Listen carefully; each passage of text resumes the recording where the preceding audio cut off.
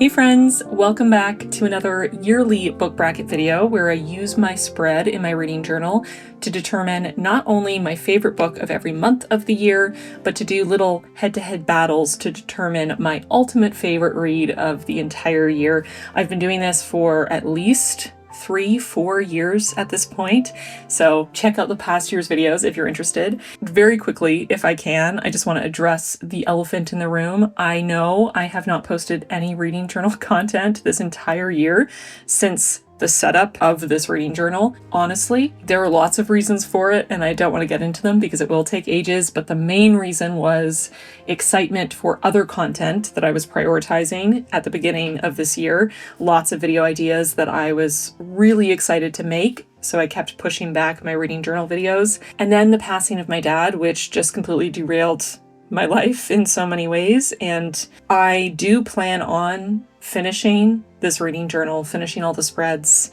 eventually at some point, but I really don't know when that's going to happen. Being totally honest with myself and with you, I think that there's a bit of an emotional block for me, especially writing about the books that I was reading shortly before and in the wake of the loss of my dad. There's a lot of hard emotions wrapped up with that, and right now I don't feel emotionally equipped to wade through that, to be totally honest with you. So when I do eventually finish these spreads, I am happy to share a flip through of the finished reading journal. But what I'm currently focusing on is doing this yearly video. I didn't want to skip the book bracket. It's become one of my favorite year-end videos to do, and I know many of you enjoy them as well. But also, I'm looking to the future. I'm going to set up a new reading journal for 2026. I'm excited to fill it out and use it. Hopefully, I will be much more on top of it and sharing updates much more regularly. That's my goal. That is what I hope. And that new reading journal setup will come at the beginning of 2026 because like I've said, had a very hard year. I'm very tired, and I'm just pushing through the last couple videos before I can take a week or two without filming anything, without editing anything, just existing and trying to process everything that happened this year a little bit more. So if you are a reading journal fan, I'm very sorry that this year was so sparse for this kind of content. I hope you can understand. Sometimes we go through really difficult seasons of our lives and we just have to do what we can do to get through it. And that's what I've been doing this year. But I do still love journaling. I do still love using my reading journal, and I've really missed it actually. So I am excited to get back into it. A quick recap or explanation of how this spread works if you haven't watched one of these videos before, or if you're unfamiliar with the concept of a bracket. Basically, the way I do it is that I pick a favorite book for each month of the year. So I have 12 spaces along the top. Once I have my 12 favorites, one from each month, I will pit 2 against each other at a time to determine my top 6 reads of the year. Do that again to determine my top 3 reads of the year. And then finally, my top 3 go head to head so I can figure out my ultimate favorite. Usually as I go through each stage, it gets harder and harder, and I deliberate more and I feel more stressed about picking a favorite, but that's half the fun, I think, of these videos. If you're not much of a reading journal fan, or if you don't necessarily care to listen to my deliberations and you'd rather just get a quick list of my favorites for the year and hear a little mini review, then you can check out my 10 best books of 2025 video, which if it's not already up on my channel, it will be up in a few days. I believe every past year that I've done this, I have gone in order chronologically. So January, February, March, April, etc. I think this year I'm going to try alternating. So January, February, March, April, May, June, and then July, August, September, October, November, December, to just see if that feels like it makes it a little easier, if it feels a bit more fair, especially because the second half of this year, all of my reading was impacted by grieving. I don't know. We'll see. Just trying something. And like I said, I'm not including any rereads here, so it's only books that I read for the first time. And I'm choosing from my 5-star reads. If there's ever a month where I didn't have a 5-star read, I'll either pick my favorite 4-star read or I will leave it blank. If I have a runner-up in another month that I really wish I could also include, then I'll plug it into that month. So starting with January, in January, I had no 5-star reads. So I think for now I'm going to leave January blank so I can put another 5-star read in there later in the year. Moving on to February. In February, I had many more 5-star reads, in part because I read the entire Heartstopper series, volumes 1 through 5, and each one of the volumes got 5 stars. So I'm not going to count them all separately. I'll sort of treat it as the Heartstopper series, but it's definitely a strong contender. My other 5-star read in February was Emergency Skin by N.K. Jemisin. This is a sci-fi short story, and I believe it's only on audio. This is tough. I'm going to put Emergency Skin on my runner-up list, and I think I'm going to put the entire Heartstopper series as my pick for February. So it's going to come in here. I just loved Heartstopper so much. I talked about it more at length in my Reading the Winners of the Goodreads Choice Awards video at the start of this year, but it's just a series of graphic novels that I really needed. I wish I'd had as a teenager, and it really means a lot to me that young people now have stories like this where they can see themselves represented, see that they're not alone, that there are words to describe what they're experiencing, and there's nothing wrong with them. So anyway, I don't want to talk too long. I'm probably going to get emotional, but Heartstopper is going to be my pick for February. Then moving into March, I had a couple 5-star reads. Let's see, 2 5-star reads. So Noor by Nnedi Okorafor. This was a reread for my book club, so it's going to be eliminated, but I do love this book. It's sci-fi, African futurist, really great. The second 5-star read I had in March, and therefore kind of my default winner, but also a book I really loved, so I don't mind. Blood Over Brighthaven by M.L. Wang. This is fantasy, and it's a really beautiful exploration of its many themes. It's very well written. The characterization is great. I think the number one complaint I've seen about this book is people saying that it's too prescriptive or it's too overt in the way it's examining its themes, and I personally didn't find it to be so. I felt like the way the themes were being explored through these characters made sense for these characters and their beliefs and where they were at in their life and in discovering these things and reckoning with a huge shift in their worldview. And I also felt it was the most accurate representation of working through cognitive dissonance that shifts your entire worldview that I have literally ever seen. And I just thought it was really fantastic. So I'm going to pick Blood Over Brighthaven as my March favorite. I forgot what month we were in for a second. It's throwing me off that I'm skipping every other one, but it's fine. So moving on to April. In April, I had 4 5-star reads. This is going to be harder. Let's see. I had Sula by Toni Morrison. This was our book club pick for March. Fantastic, gorgeous book. Great Big Beautiful Life by Emily Henry. This is by far my favorite Emily Henry I've ever read. Really serendipitous is maybe the wrong word, but very eerily appropriate timing to read this book very shortly before my dad passed, because this book deals a lot with grief, and our protagonist is in the not immediate grief from losing her father, but in sort of later stages of the loss and reckoning with the way that her family dynamic has changed and her relationship with her mother in the wake of the loss of her father, and just the least contemporary romance leaning of all of Emily Henry's books that I've personally read, much more literary fiction, and it just, I found it beautiful. Then The House of Saints, which is book 2 in a series, a sci-fi series by Derek Kunsken, and I loved this so much. In some ways, I loved it even more than book 1, which I also think I gave 5 stars to. This one is also dealing pretty significantly with grief, and just one of my favorite sci-fi series that I've ever read. Really unique, very underappreciated, underhyped. I feel like I barely ever see anyone talk about the series, if at all, and everyone who loves sci-fi is missing out, in my opinion. And then Bookshops and Bone Dust by Travis Baldree. This is the prequel to Legends and Lattes. Very cozy. This one had a bit of a slower start. I wasn't sure if I was going to get along with it, but I ended up really loving it by the end. This is so hard. These are 4 really fantastic books. I think I'm going to eliminate Bookshops and Bone Dust. I loved it, but not as much as the first book, Legends and Lattes, and I feel like I've talked about this series so much, and I kind of want to give someone else the spotlight. I did adore The House of Saints, but I do always feel a little hesitant to include sequels or later books in a series on these. I don't know why. Maybe I'm trying to find ways to make it easier for myself. I don't know. but it was gorgeous. It made me cry so many times, and the way it explored grief really resonated with me. But same thing with Great Big Beautiful Life. It also resonated with me so deeply. God. I don't know. This is so hard. Okay, I think what I'm going to do is I'm going to choose Sula because Sula was gorgeous and fantastic. I actually put the very infrequently used life-changing tag on it in my Notion reading tracker.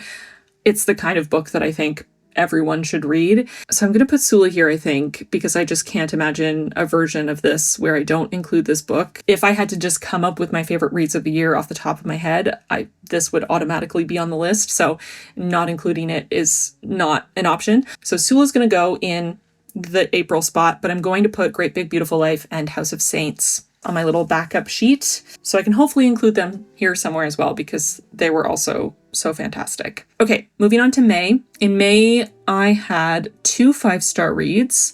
Nona the Ninth by Tamsin Muir, which is book 3 in the Locked Tomb series, and Immaculate Conception by Ling Ling Huang, which is the second book from an author whose debut novel I was obsessed with. I loved so much. Natural Beauty. This is literary horror, and Immaculate Conception was also fantastic. This is a bit of a challenge for me because both of these, while I loved them and gave them 5 stars, I didn't love them quite as much as either, previous works by the author or earlier books in the series. While I love Nona the Ninth, it's not my favorite in the series so far, The Locked Tomb. That would probably be Harrow the Ninth, although Gideon the Ninth is also fighting for first place.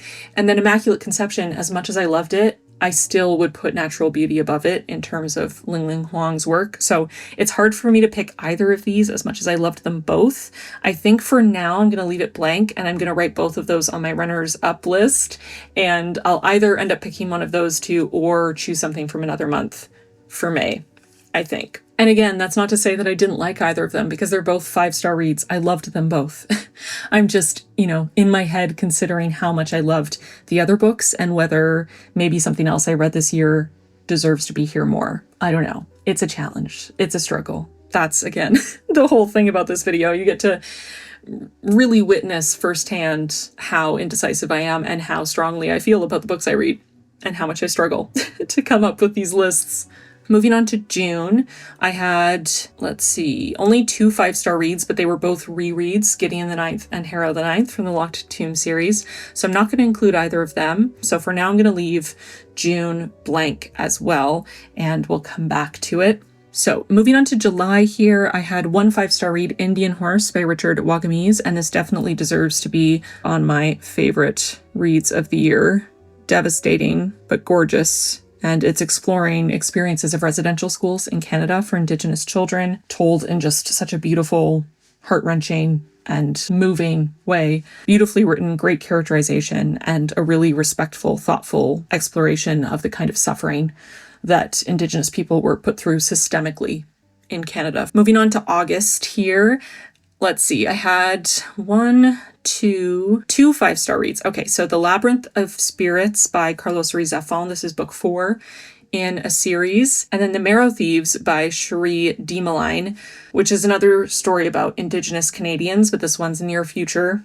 Also deals a little bit with generational trauma and residential schools, but examines through a sci-fi lens the objectification and dehumanization of Indigenous peoples, using them and their belongings and their beings as resources rather than people who deserve equal rights to all of the settlers in Canada.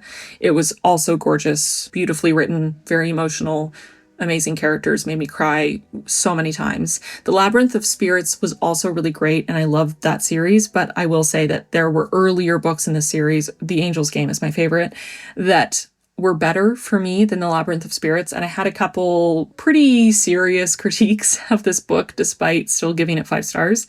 So for me, it's pretty easy to say that The Marrow Thieves is going to be my August pick. Definitely deserves to be one of the top books that I read this year. So that was August. Moving into September, I had, 7 5-star reads. Oh my God. Okay, this is going to be impossible. So I can easily eliminate my first 5-star read of the month, which was The Clan of the Cave Bear by Jean M. Owl, because this was a reread. I've read this book easily 20 plus times. So I love it, but it's not really fair to include it here. Sugar Falls was our book club pick for August. This is another story examining residential schools in Canada. There was a bit of a theme through the summer, as you can see. The Master and Margarita by Mikhail Bulgakov. This was a pick for my Read It or Unhaul It challenge, so my wheel randomly landed on it, and I really enjoyed it. How to Read Now, nonfiction. This one also was a Read It or Unhaul It pick from my randomly spinning wheel that I really enjoyed, a collection of essays. Then we have The Life of Chuck by Stephen King and The Waves by Virginia Woolf. Both of these were read in an experimental fiction reading vlog that I did, and they were both incredible, 5 stars. And then Ladies in Hating by Alexandra Vasti, which is sapphic romance, sapphic historical romance, and I loved it as well, obviously, because I gave all of these 5 stars. Oh god, how am I gonna possibly pick a favorite out of all these? Okay. I'm just trying, because there are so many here, I'm just going with my first instinct, which was The Waves by Virginia Woolf. I think I'm just going to go with that, and I'll put the rest of them on my runner-ups list. I can't spend too much time thinking about it because I will struggle for way too long if I do that. So it's going to be The Waves. So moving on to October, I had 1, 2, 3, 4, 5, 6, 7 5-star reads again. Oh god. Okay. So Woodworking by Emily St. James. This was our book club pick, contemporary fiction. Then The Hounding by Zenobie Purvis. This is historical fiction. I read it in my Aardvark reading vlog. Girl, Woman, Other by Bernadine Evaristo. This was our pick for our buddy read, our quarterly buddy read, which is also contemporary fiction, literary fiction. Then The Valley of Horses by Jean M. Auel. This was a reread that I've read many times, so I'm going to eliminate it here. Bat Eater and Other Names for Cora Zhang by Kylie Lee Baker. This was read in my Halloween horror reading vlog. Loved it, 5 stars. Myra by Nikki Gonzalez, and also Pet Sematary by Stephen King. Also both read for my Halloween horror reading vlog. So, oh god, how do I possibly pick a favorite amongst these? They're all amazing. God damn it. Oh no. Okay. I'm really going to try to do the same thing where I just go with my instinct and see which one jumps out to me as my favorite, which I'm really struggling with, but I think, oh god, I actually don't know. This is impossible. I'm really leaning toward either Bat Eater and Other Names for Cora Zhang or Pet Sematary, and I'm really struggling with which one to pick. I think, oh god, this is actually so impossible. All the rest of these are going on my runner-ups list because they're all amazing. I think I'm going to go with Bat Eater and Other Names for Cora Zhang. I don't know. That's the one that keeps coming back into my head, so I'm just going to trust myself here. I can't fit the whole thing, so I'm just writing Bat Eater and Other Names with an ellipses. So yeah, okay, that's what I'm doing, and the rest of them are going on my runner-ups list. They honestly all deserve to be here, which is why I struggle so much with this every single year. Okay, just moving on. I can't ruminate too long.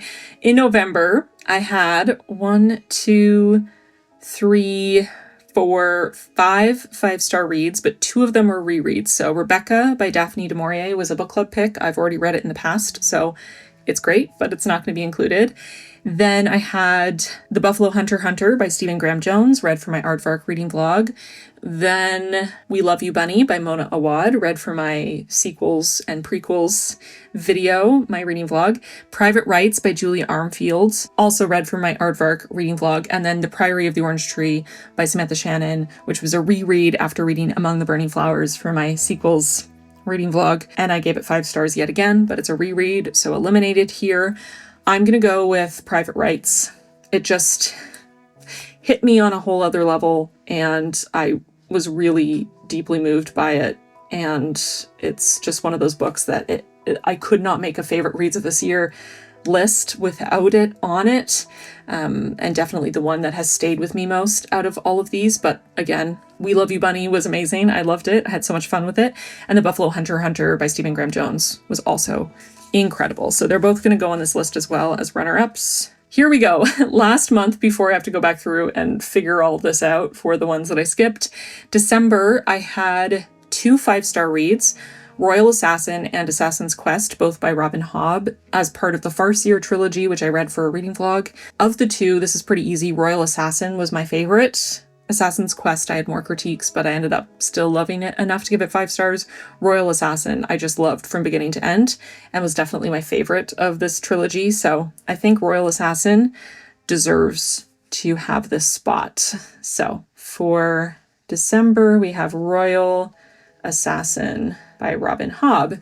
So that leaves us with 3 open spaces. And how many books do I have on my runner-up list? 1, 2, 3, 4, 5, 6, 7, 8, 9, 10, 11, 12, 13, 14, 15, 16, 17. Oh my God. Okay, hang on. So I'm going to quickly go through and eliminate all the ones that don't immediately give me excruciating pain to cut out. So Emergency Skin, I loved it, but there are other N.K. Jemisin books I love significantly more, and it's very short, and it's only available on audio. Gonna cut that one out.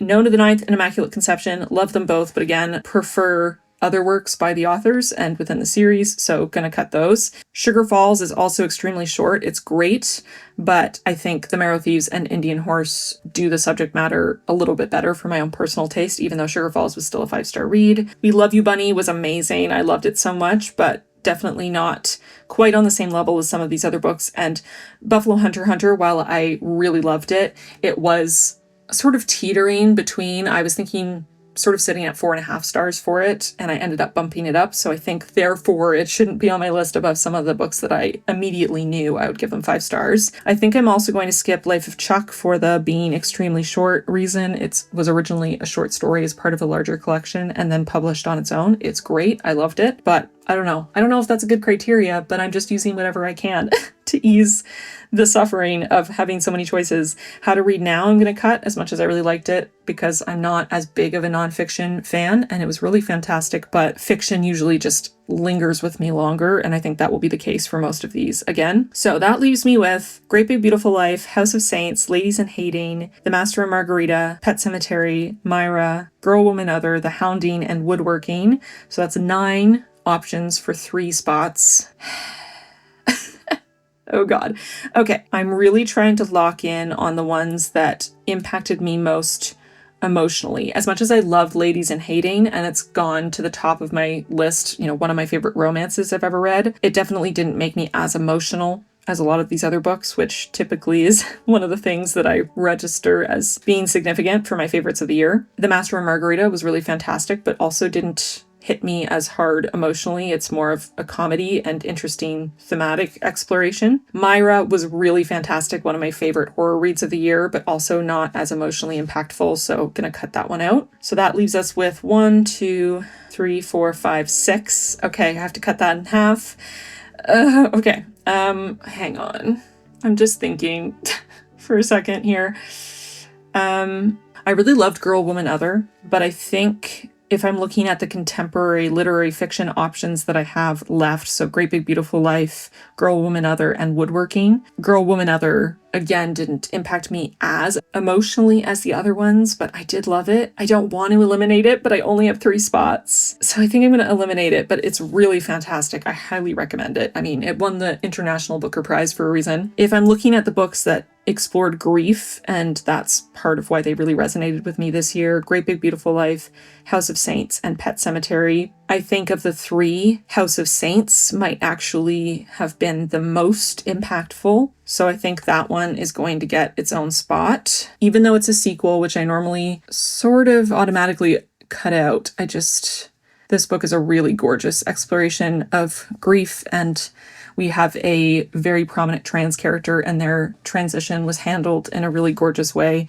Just all the characters were amazing. The world building, I could go on and on. I thought it was gorgeous. Like I said, one of my favorite sci-fi stories in ages. Oh God, I really liked The Hounding, but I think it, again, doesn't hit me quite as hard in that emotional place as some of these other options. So again, I'm going to eliminate it.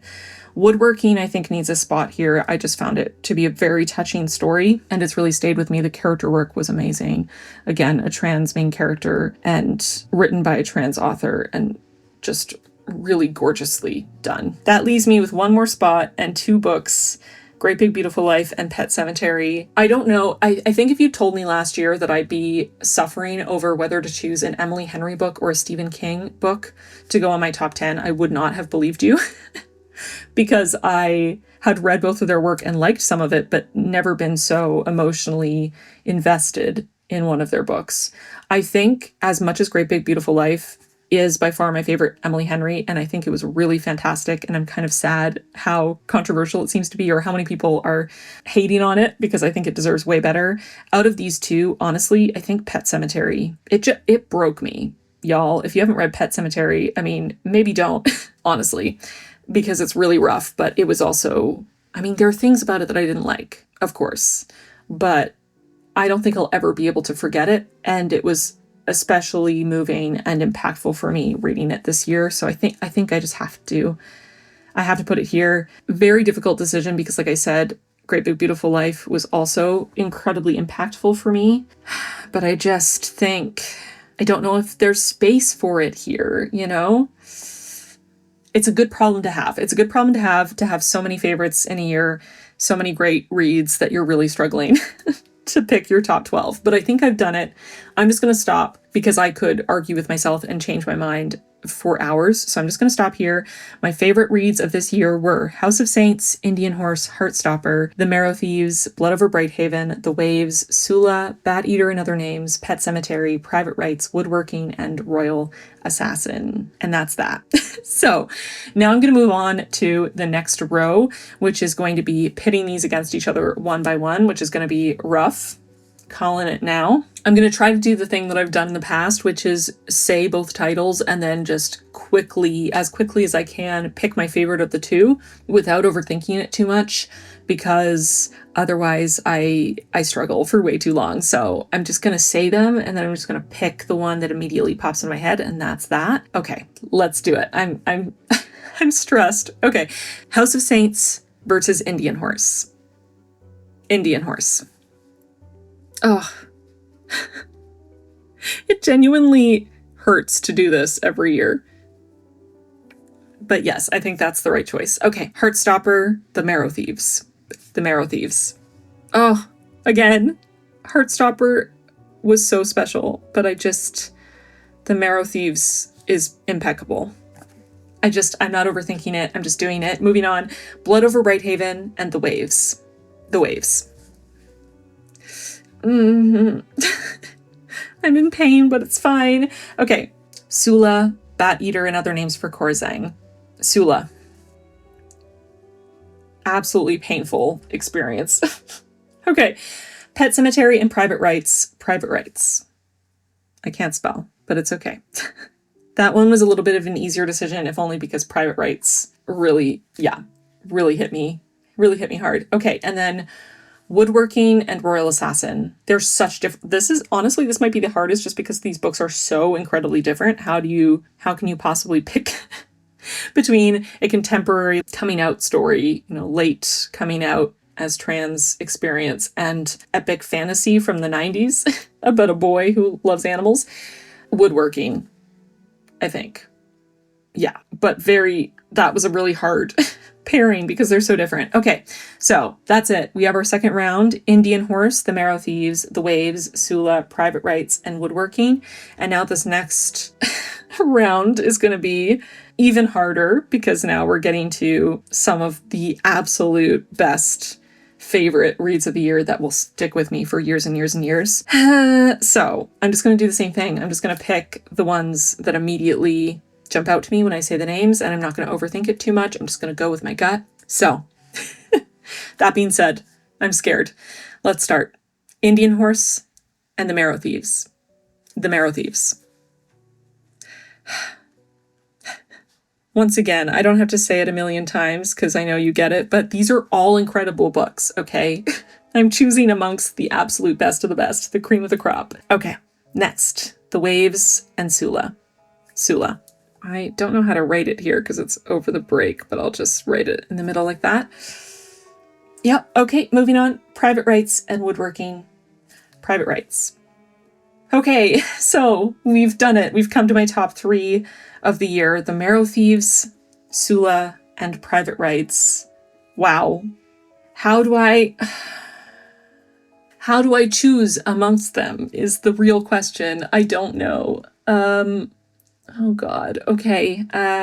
This is where things get so hard because they all deserve it. They could all be my favorite of the year and I would be happy because each of the 3 is incredible. And this is how I feel every year. I feel like as much as I adored two of these, there is one of these that just was so well suited to what I went through this year and touched me so deeply emotionally on many levels of what I was experiencing. And some of it could be recency bias, which is hard to eliminate entirely from this process. But I think in my heart, as much as the Marrow, Thieves, and Sula are some of my favorite books I have ever read and will forever exist in the Hall of Fame of some of the best books I've ever read in my life, and I will love them and likely reread them once I feel emotionally ready, I think Private Rights. I think it has to be Private Rights. It had so many elements of fiction that really work for me. It felt like every single theme it was exploring hit so close to home. It is a deeply queer story. It is a story so deeply about the experience of being a sister, having sisters, going through grief with your siblings, and also tied in these elements, this larger metaphor and exploration of climate destruction, climate change, and tying that in with classism. And there were so many other little moments and layers that just felt like they were peeking into my own brain, or like I was being stabbed in the heart by it. I don't have to keep explaining it to you, I think. I feel bad because all of the books here are amazing, and I wish I could pick them all. And also the Marrow, Thieves, and Sula especially were, again, two of the greatest books I've ever read. But I think I have to pick Private Rights. If I'm being honest with myself, I think it was my favorite book of the year. It just, for me, this year, at this moment, in this season of my life, it's really what I needed. I'm getting emotional talking about it. Oh my God, I'm a mess. Okay. I'm second guessing myself. Part of my brain wants to go back and undo things, sub in some of my runner-ups, change things, but I think I just have to trust my gut and trust what I was feeling. And I think it's Private Rights. But like I said, every book mentioned here, I highly recommend. Please read all of these. Every single one of these is a standalone, except for House of Saints and Royal Assassin, which are both the second in a series, so you would have to read one book before them. But I do think that also the first books in both of these series are amazing and worth reading. We had quite a mix. Let's see. We have sci-fi, what I would consider to be sort of literary sci-fi in a way, literary fiction, historical fiction, contemporary graphic novel, contemporary near-future post-apocalyptic dystopian, slightly sci-fi, fantasy, modern classic literary fiction, horror again, literary horror, I would say. Not because these two aren't well written or couldn't be considered literary, but they definitely fit much more into the conventions of horror as a genre, whereas Private Rights is more like literary fiction with a few horror-esque or sci-fi-esque speculative elements. Then we have contemporary fiction and high fantasy, epic fantasy. So quite a mix here, I would say, and ended up on a literary fiction with elements of horror or speculative fiction in there, which I think makes sense. And I'm just gonna go with it. I'm gonna say that's it. Thanks for being here with me for my book bracket. It's always a struggle, but it does help to know that I'm doing it with you, even though I know, I'm by myself in a room right now. But I know in the future you will be watching this, and that moral support helps me out a little bit. So thank you.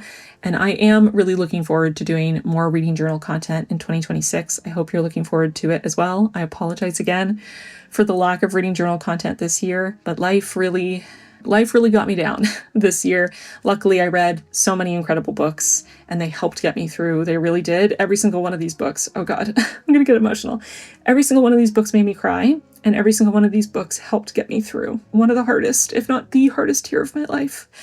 So thank you all for being here. Thank you to all these authors for writing books that touch other people so deeply and can transcend time and space to connect us in a way that I think only literature can. And now I'm getting sappy and very emotional, so I'm going to wrap it up. Thank you for being here. Like this video if you liked it. Subscribe if you haven't already. Let me know your favorite read of the year, if you have one. If you've done a book bracket, let me know how that went for you. I hope you all have a lovely holiday. If you celebrate a holiday that happens at this time of year, I hope you and your loved ones are safe and happy and well And I'm just gonna stop because I'm rambling now. Thank you all so much for being here. I appreciate you more than I can say, and I'll see you really soon in my next video. Happy holidays and Happy New Year. Bye, friends.